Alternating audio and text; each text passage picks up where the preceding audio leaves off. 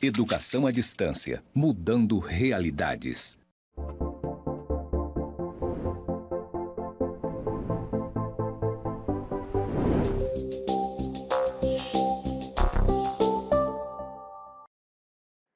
Olá, pessoal. Aqui é o professor André Verdibrum, da disciplina de Direito Tributário. Esse é o meu sinal em Libras.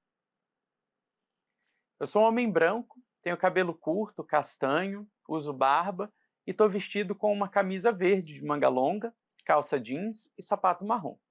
Estou aqui no estúdio do IFRO, Campus Porto Velho, Zona Norte, e atrás de mim tem uma parede com pontos interconectados. À minha esquerda tem os dizeres EAD, mudando realidades.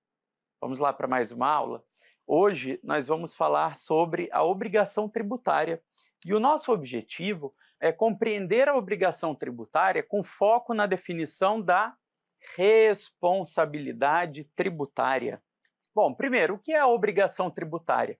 É um conjunto de deveres legais decorrentes do fato gerador. Esse termo aqui ele é muito comum no direito tributário, porque ele é a origem dos tributos, né? Ele é a origem da obrigação tributária.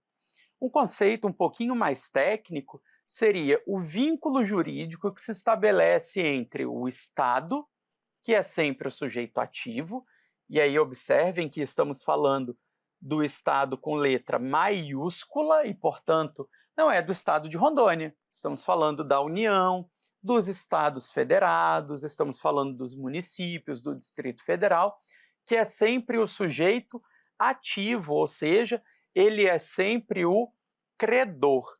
E o contribuinte ou responsável, que é sempre o sujeito passivo, ou seja, o devedor, em razão da ocorrência de um fato gerador previsto em lei. Vamos lembrar do princípio da legalidade. Essa obrigação tributária, pessoal, pode ser uma obrigação principal, que envolve o pagamento do tributo, ou então uma obrigação acessória, igualmente importante, mas que não é o foco principal, que não é aquela prestação pecuniária. São as obrigações formais, como, por exemplo, a emissão de nota fiscal, a escrituração contábil como um todo. Então, tudo isso são as obrigações acessórias. O exemplo da obrigação principal é o ICMS sobre a venda, enquanto uma obrigação acessória é a emissão de nota fiscal. Ambas são obrigações tributárias, mas com uma classificação e consequências distintas. A obrigação principal tem por objeto o pagamento de tributo ou uma penalidade e surge em decorrência de um fato gerador. O fato gerador do ICMS é uma venda. É uma venda de mercadoria ou uma prestação de serviço prevista em lei. Quem são os sujeitos da obrigação tributária? O sujeito ativo, como eu já disse, é sempre o Estado, aquele Estado com letra maiúscula, né? Então é o ente público com competência para cobrar o tributo. A União, por exemplo, é o sujeito ativo do imposto de renda, o Estado é o sujeito ativo do IPVA, o município é o sujeito ativo do IPTU, do ISS-QN. Então, de acordo com a competência tributária, a gente vai ter um credor distinto.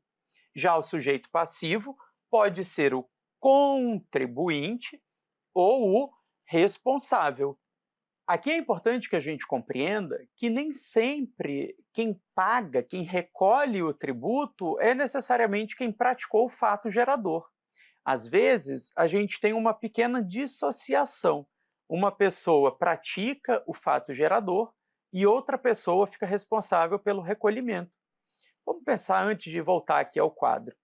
Quando a gente recebe o nosso salário, já perceberam que lá vem descontado a contribuição social, né, o famoso INSS? Esse valor da contribuição social é descontado do nosso contra-cheque, mas quem recolhe é o nosso empregador, ou seja, quem pratica o fato gerador, que é receber a renda, sou eu, que sou empregado, mas quem vai ficar responsável pelo recolhimento é o meu empregador. Então, nesse caso, a gente tem uma dissociação. Eu sou o contribuinte, mas quem é o responsável é a empresa que me empregou, né? Então, veja, contribuinte é quem realiza o fato gerador e responsável é quem recolhe em nome do contribuinte. Um exemplo de contribuinte no imposto de renda, o empregado, pois é ele quem recebe a renda tributável, mas o responsável pelo recolhimento é o empregador, que calcula, retém e recolhe o imposto lá na Receita Federal. Vamos pensar aqui em alguns casos. A empresa Café Urbano Limitada, um pequeno negócio do ramo de cafeterias localizado em Porto Velho, Rondônia, conta com uma equipe de 5 colaboradores. Um deles é o João, atendente de balcão, contratado pelo regime da CLT com jornada integral e salário fixo mensal. Todo mês, quando fecha a folha de pagamento, o departamento pessoal da empresa calcula o desconto da contribuição previdenciária de João conforme tabela progressiva do INSS. Esse valor é descontado diretamente de seu contra-cheque, junto com o imposto de renda retido na fonte quando aplicável. Além disso, a empresa também é obrigada a contribuir com sua parte patronal, equivalente a um percentual sobre o total da folha de pagamento, como prevê a legislação previdenciária. Ao final do mês, a empresa recolhe, por meio de uma guia própria, tanto a parte descontada do João quanto a própria parte da cota patronal. Percebam, então, que, em relação à cota do trabalhador, a gente tem essa dissociação. O João é o contribuinte, a empresa Café Urbano é a responsável, né? Agora, quando a gente pensa na outra cota, na cota patronal, contribuinte e responsável são a mesma pessoa, que é a cafeteria, né? Então percebam que nem sempre há dissociação. A regra, inclusive, é que não haja. A regra é que o próprio contribuinte é quem tem que calcular e recolher.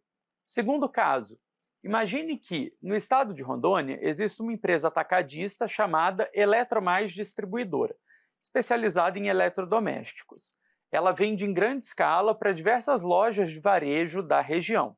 Uma dessas lojas é a Friobon Eletros, uma empresa de pequeno porte localizada em Porto Velho, que compra geladeiras da Eletromais para revender aos consumidores finais.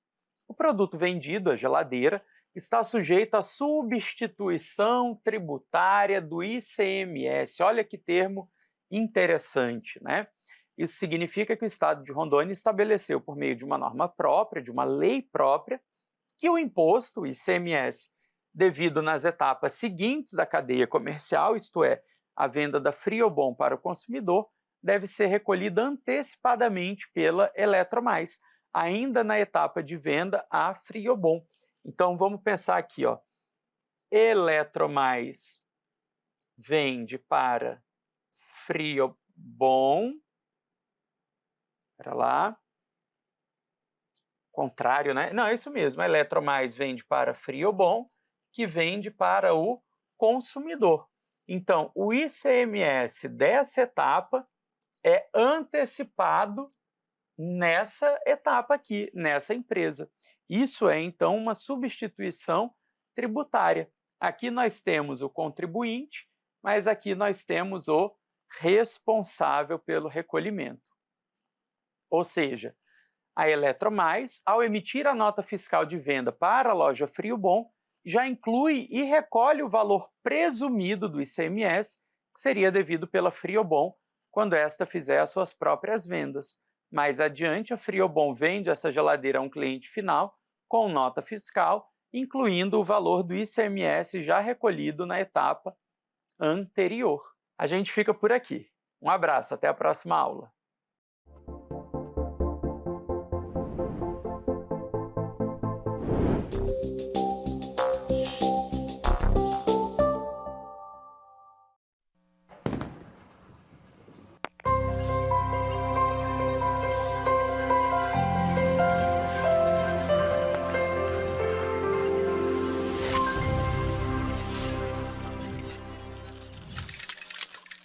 Educação à distância, mudando realidades.